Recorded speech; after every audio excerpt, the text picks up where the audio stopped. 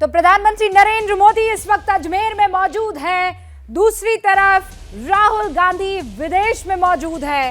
पहले वो लंदन और अब सैन फ्रांसिस्को। राहुल गांधी जब जब विदेश जाते हैं देश में हंगामा मचाते हैं। इस वक्त प्रधानमंत्री नरेंद्र मोदी 9 साल में बीजेपी ने क्या कुछ किया, कांग्रेस पर हमला साधते हुए नजर आए हैं। लेकिन हंगामा जिसका मैं जिक्र कर रही हूं, आज दोबारा उसकी बात इसलिए करनी पड़ रही है क्योंकि राहुल गांधी ने विदेशी धरती से कुछ ऐसे बयान दिए हैं जो बहुत तीखे हैं, विवाद पैदा करने वाले हैं। राहुल गांधी कहते हैं कि आज देश में मुसलमानों की हालत वैसी ही है जैसी 80 के दशक में उत्तर प्रदेश में मुसलमानों की हुआ करती थी। आखिर वो कहना क्या चाहते हैं, और कुछ ऐसे ही और बयान, इस पर हम बहस करें, चर्चा करें। उससे पहले मैं चाहती हूं कि आप इन बयानों को बहुत गौर से, बहुत ध्यानपूर्वक सुन लीजिए और उसके बाद इस पर भरेंगे हुंकार। नफरत के बाजार में मोहब्बत की दुकान खुली।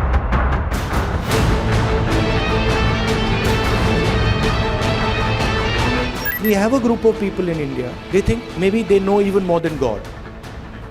They could sit down with God and have a conversation and explain to him, about what is going on. And of course, our Prime Minister is one such specimen. I think if you sat Modi ji down next to God, Modi ji would start explaining to God how the universe works. Shri Rahul Gandhi ji और संपूर्ण Congress party सत्ता वियोग से विचलित है और तड़प रही है। श्री मनमोहन सिंह जी की अगुवाई में 10 वर्ष देश में सरकार चली थी। उस समय रहने वाले विश्व में भारतीयों की क्या दशा थी और आज विश्व में रहने वाले भारतीयों की क्या सम्मान है। आज 56 इंच का सीना है, सर उठा के जीना है, दुनिया में कहीं भी रहना है, क्योंकि मोदी हैं तो मुमकिन है।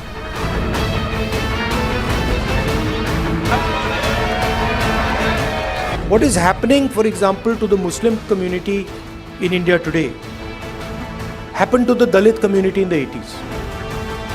If you went to UP in the 80s, the Dalit community, what is happening with the Muslims was happening with the Dalits. जिस कालखंड की बात राहुल गांधी जी करते हैं कि 80 के दशक में दलितों पर अत्याचार होता था, अनुसूचित जाति के परिवारों पर अत्याचार होता था, तब देश और प्रदेश में, उत्तर प्रदेश में कांग्रेस की ही सरकारें थी।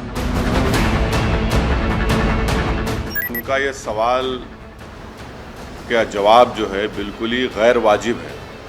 आपसे सवाल पूछा गया था भारत के मुसलमानों के बारे में, तो आपने कह दिया कि 1980 में यही हाल दलित और सिखों का भी हुआ था।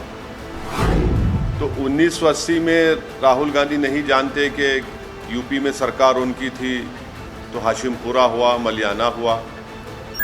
1980 में उन्हीं की पार्टी की सरकार थी तो दिल्ली का मैसेकर हुआ।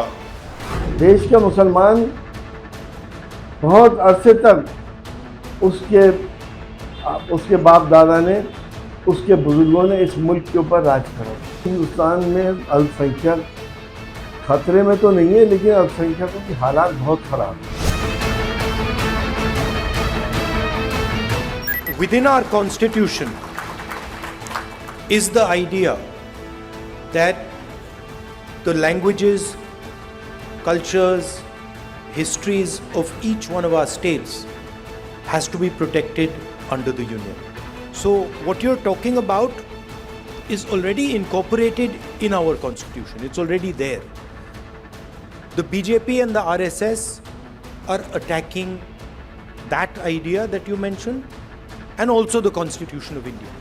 परिवार के आंगन में नहीं, परिश्रम के अखाड़े से नरेंद्र मोदी पैदा हुए। दिक्कत यह है कि जो इनकी सामंती जागीरदारी थी उसको मोदी जी ने समावेशी विकास की हिस्सेदारी से कैसे ध्वस्त कर दिया है। दुकान में तो हमें नफरत का सामान ज़्यादा दिख रहा है।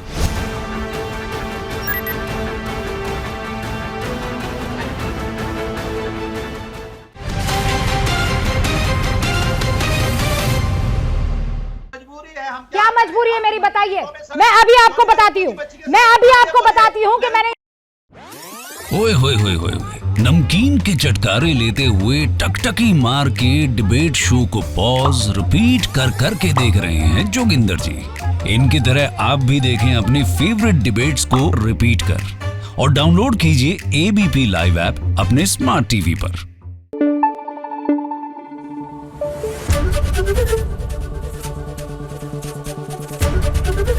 एबीपी न्यूज आपको रखे आगे।